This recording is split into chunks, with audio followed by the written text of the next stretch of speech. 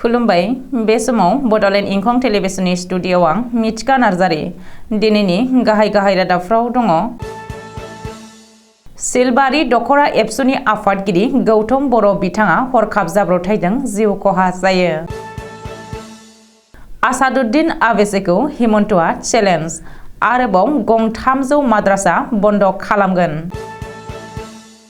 गिख्रंथाव लामा जाब्रबथायाव नखरसेनिनो 3 सुबुंनि जिउ खहा। एनबिसि आरो इन्डियान नेभिया 25,000 कौटि रांनि ड्राग्स हमदों। प्रमद बर'आ सानजा क'क्राझार बियाबनि गुबुन जायगायाव अन्थाइ खाम्फा बेखेवदों। बिलासिपारायाव लामा जाब्रबथाय 2नि जिउ खहा आरो 2 जोखोम। बरिमाखायाव गुबुन दोलोनिफ्राय 200सो सुबुंफोरा बिजेपिआव हाबदों। मणिपुरनि गिबि मन्त्रि एन बीरेन सिंहआ मिरुनि नखर मन्त्रिखौ लोगो हमहैदों। मटनगुरि ब्लक बिपिएफ मावख'आव सालबारि जिल्ला कमिटि गरखा सेल आरो राजबंशी सेल दाफामदों। गसाइगाव हारापुथायाव आरोबाव हा जावनानै फबबावबाय ब्रयलार दाउ। दानिया फैदोनि आबुं रादाबाव।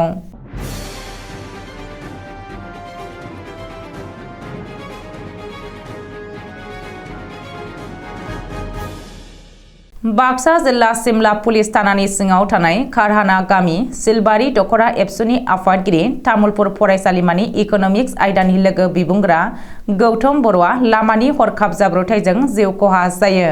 न'आव फैनाय बुब्लियाव बिथाङा गावसोरनि सिलबारि दखरा एबसुनि बेन्दोंआव थानाय मेट्रिक आनजाद होगिरि फरायसाफोरजों जिउ राहा दानाय थुलुंगाखांआरि हाबाफारि खुंदोंमोन आरो बे हाबाफारिखौ जाफुंसार होखांनानै न'आव थांबाय थानाय समाव गेस रोगाग्रा गारिजों लामायाव हरखाब जाब्रबथायजों जिउ गोमायो।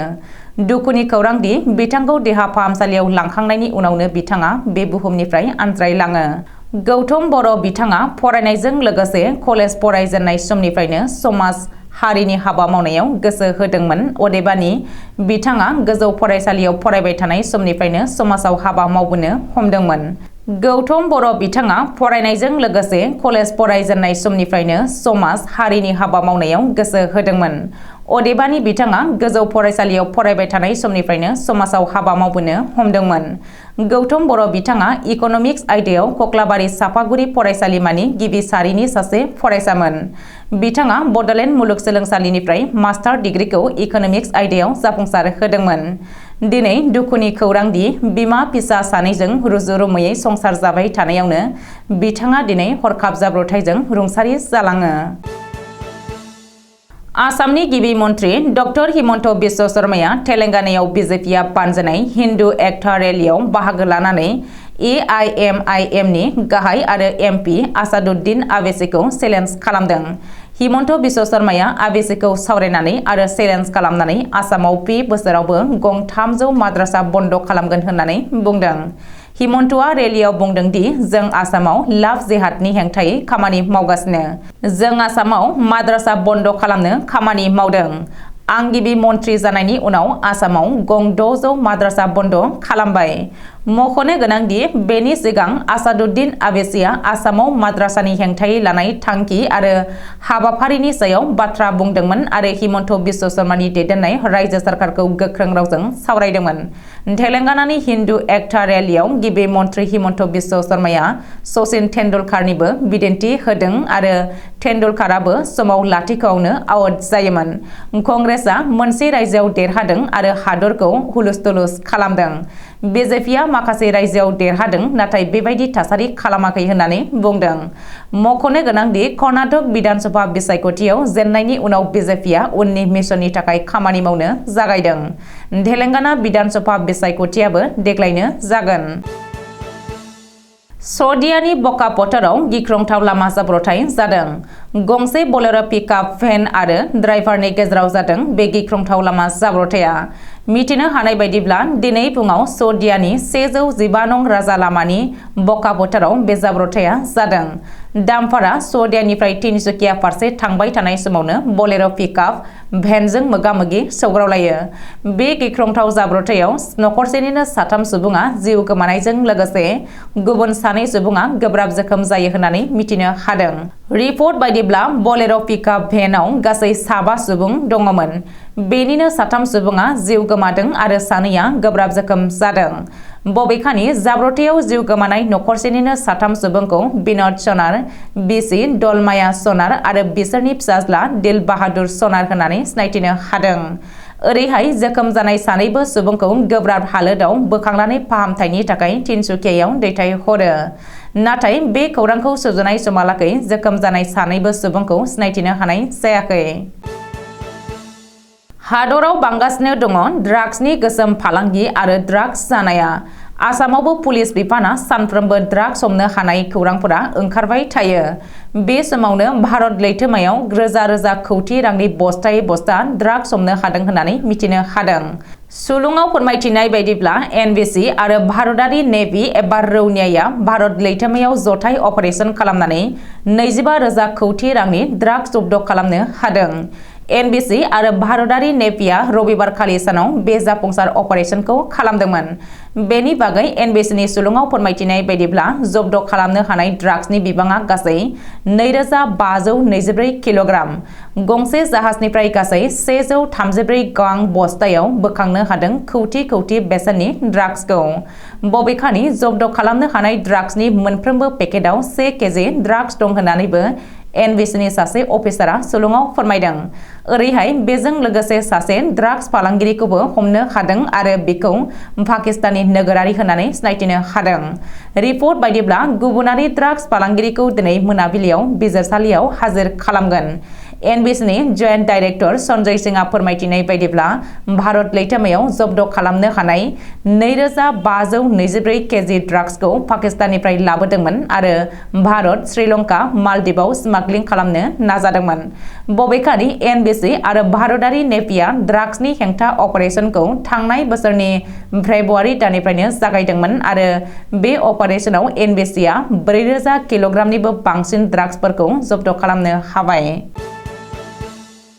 बिटिसिनि गाहाय प्रमद बर'आ दिनै 30 नं सानजा क'क्राझार बिधानसभा बियाबनि सिङाव गुबुन गुबुन 3 जायगायाव खामानि मावफुंगोननि अन्थाइ खाम्फा बेखेवदों।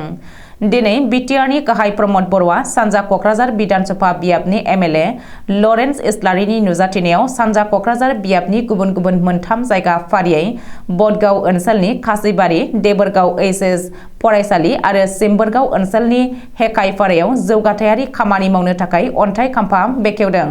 मिथिनो हानाय बायदिब्ला देबोरगाव एचएस फरायसालियाव गोदान थाखो खथा लुफुंनायनि थाखाय अन्थाइ खाम्फाखौ बेखेवनायजों लोगोसे बे फरायसालियाव फैगौ 2024 मायथाइनि गेजेरावनो बिगियान आयदा थिसननायनि थाखायबो थि खालामनाय जागोन होननानै प्रमद बर'आ अन्थाइ खाम्फा बेखेवनाय हाबाफारियाव बुंथियो। ओरैहाय प्रमद बर'आ एमएलए लरेन्स इस्लारिनि नुजाथिनायाव एमएमइउपिपिएनए बिथांखिनि सिङाव 2 गाहाय लामा बानायनायनि अन्थाइ खाम्फा बेखेवनानै होयो। बे 2 लामायानो जादों पिके रडनिफ्राय हरिपिटा आरो थाना दरपारा जानानै खासिपारासिम गासै 2.75 किल'मिटार गोलाव लामा आरो गुबुन मोनसे लामाया जादों सिम्बोरगावनिफ्राय हेकाइपारा सोनाब थिथागुरिसिम गासै 2.30 किल'मिटार। धुबुरी जिल्लानि बिलासिपारा महकुमा बेन्दोंनि बाङालिपारायाव रबिबारखालि बिलिफां 9:30 रिंगासो समाव गंनै बाइकआ गावजों गाव मोखांजों मोखां सौग्रावलायनायाव 2 बाइक राइडारनि जिउ खहा जादों आरो 2आ गोब्राब जोखोम जादों। पुलिसनि सुलुङाव फोरमायथिनाय बायदिब्ला थैनाय सुबुंनि मुङा फारियै साबुर खान आरो इस्माइल आली। बेनि अनगायैबो जोखोम जानाय 2 सुबुंनि मुङा फारियै सेमुल हक आरो साद्दाम हुसेन। जोखोम जानाय 2खौबो जायगानि सुबुंनि हेफाजाबाव पुलिसा हाखु दाखुयै बिलासिपारा सिएचसि मडेल हस्पिटालाव थिसनहैदोंमोन। नाथाय उनाव गोब्राब हालोदखौ नोजोर होनानै गाहामसिन फाहामथायनि थाखाय धुबुरी मेडिकेल कलेज हस्पिटालाव रिफार खालामहरदों होननानै मिथिहोदों। आथिखालाव पुलिसा जाथायनि सायाव नायबिजिरनो लाबाय होननानै फोरमायबावदों। दिनै बाक्सा जिल्लानि सिंग्रा बरिमाखानि दरबार हलाव बिजेपि दोलोनि बाक्सा जिल्ला फारिलाइ थागिरि हारि मर्चानि मावसुमा मेल जानानै थाङो।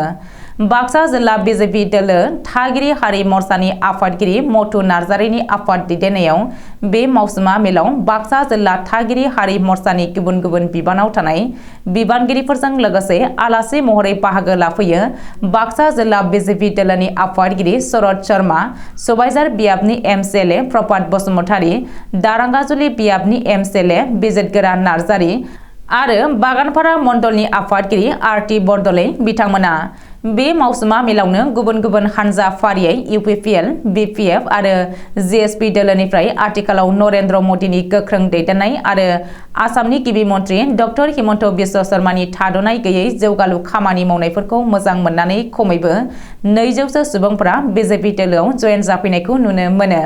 नोजोर होनो गोनांदि बे जयनिं हाबाफारियाव मुस्लिम हारिनि सुबुंफोरखौबो जयेन जाफैनायखौ नुनो मोनो। लोगोसे बे मावसुमा मेलावनो एनडिएफबि निफ्राय साबा आरो धीरेन ग्रुपनिफ्राय सा9 बारग' एनडिएफबि केडारफोरखौबो जयेन जाफैनायखौ नुनो मोनो। मिरुनि नखर मन्त्रि अमित शाहआ हांख्रायहरनाय बायदिनो मणिपुरनि गिबि मन्त्रि एन बीरेन सिंहआ गोदान दिल्लीयाव 4 केबिनेट मन्त्रिफोरखौ लोगोआव लानानै समबारखालि फुङाव लोगो हमहैदों आरो आथिखालनि दुंहाव थासारिखौ लानानै सावरायलायदों। बे सावरायनायाव मणिपुर बीजेपी दोलोनि आफादगिरि ए शारदा देवी आरो मणिपुरनि एमपि सानजाबा लाइसेम्बायाबो दंफायोमोन। गिबि मन्त्रि एन बीरेन सिंहजों लोगोसे थांफानाय 4 केबिनेट मन्त्रिफोरा जादों फारियै गोविंदा कान्थौजाम, वाइके सिंह, टीएच बिश्वजीत सिंह आरो बसंत कुमार सिंह। बे सावरायज्लायनायाव आथिखालनि दुंहाव थासारिखौ गुवारै सावरायनाय जादों। मानो होनोब्ला नखर बिफाना मणिपुरनि हारियारि दुंहाव थासारि सोमजिनाय जेंनाखौ मिरुनि नखर बिफाना गोरलैयै लायाखै। सुलुङाव फोरमायथिनाय बायदिब्ला कर्नाटकआव बीजेपी दोलोआ गाज्रि जेननायनि उनाव मणिपुरनि थासारिखौ सिरियास लादों। मानो होनोब्ला आथिखालाव मणिपुरनि गासै 10 कुकी ट्राइबेल एमएलएफोरा आलादा खुंथाय मोननो थाखाय नखर बिफाननो मेमोरेन्डाम गथायहैदों। बे 10 कुकी एमएलएफोरनि गेजेराव मणिपुरनि गिबि मन्त्रि एन बीरेन सिंहनि राजनीतिक बोसोनगिरि बीजेपी एमएलए बेन्जाजिन भाल्टेबो दंफायो। आथिखालाव बीजेपी दोलोआ खृष्टान धोरोमारिफोरखौ गोसो सिफायनो सानाखै। मानो होनोब्ला सा-सानजा रायजोआव खृष्टान धोरोमारिफोरनि गोहोमा गोबां दङ। बाक्सा जिल्लानि सालबारि महकुमा बेन्दोंआव थानाय हटाफारायाव थानाय मथनगुरि ब्लक बिपिएफ दोलोनि मावख'आव 14 मे रबिबारखालि सालबारि जिल्ला कमिटि गरखा सेल आरो राजबंशी सेल दाफामनाय जादों। गरखा सेलखौ गासै सा-25 सोद्रोमाखौ लानानै दाफामनाय जादों आरो गरखा सेलनि आफादगिरि महरै नारद गिमिरि आरो नेहाथारि महरै प्रणब फावरेलखौ बिबान होनाय जायो। राजबंशी सेलखौ गासै सा-31 सोद्रोमाखौ लानानै दाफामनाय जादों आरो बे कमिटिनि आफादगिरि महरै सुजित रय आरो नेहाथारि महरै रहि राजबंशीनो बिबान गथायनाय जायो। सालबारि जिल्ला बिपिएफ कमिटिनि आफादगिरि बिरसिं गयारिनि मेल सामलायनायाव बे गरखा सेल आरो राजबंशी सेल दाफामनाय हाबाफारियाव गाहाय आलासि महरै बाहागो लादों बिटिसिनि बारग' डिपुटि चिफ खाम्फा बरगयारिया। बे हाबाफारियाव गोजौ सोलोंथाइ गोनां जाखांफुनाय लाइमोनफोरा बाहागो लादों आरो बेबायदि सेल दाफुंनो मोननानै गोजोननाय मोनदों होननानै बुंदों। गसाइगाव हारापुथायाव आरोबाव हा जावनानै फबबावबाय ब्रयलार दाउ। गंथाम बोलेर' पिकआप गारि बुंजासे ब्रयलार दाउ हा जावनानै फबो महकुमा खुंथाया। सोनाब बंग सिमायाव पुलिस आरो मि फिसिथाइ बिफाननि मेगनाव हाद्रि सारनानै ब्रयलार दाउ आसामाव बारहोनाया दाबोनो सोलिगासिनो थानायखौ नुनो मोननाय जादों। आयेन बेरेखा गंथाम ब्रयलार दाउजों बोलेर' पिकआप गारि हमदों सिमालटापु पुलिसआ। आयेन बेरेखा दाउ फालांगि खालामग्रा दुथांफोरा गोदान गोदान लामा सोलायनानै गोदान गोदान आदब खायदाजों दाउ ब्रयलार बारहोगासिनो। थांनाय हरनि समाव गसाइगावनि सिमालटापु पुलिसआ होसो होसो हमनो हायो ब्रयलार दाउनि गंथाम गारिखौ। हमजानाय बोलेर' पिकआप गारियाव बुंजासे दाउ ब्रयलारनि बिबांखौ गासै 5 लाख रांनि जागौमोन होननानै फोरमायदों मि फिसिथाइ बिफाना। आसाम सोरखारनि एसअपि बायदियै मि फिसिथाइ बिफाना हमजानाय दाउ ब्रयलारखौ फबजोबनानै खहा खालामो। दिनैनि रादाबा एसेनोसै। गोजोन्थों।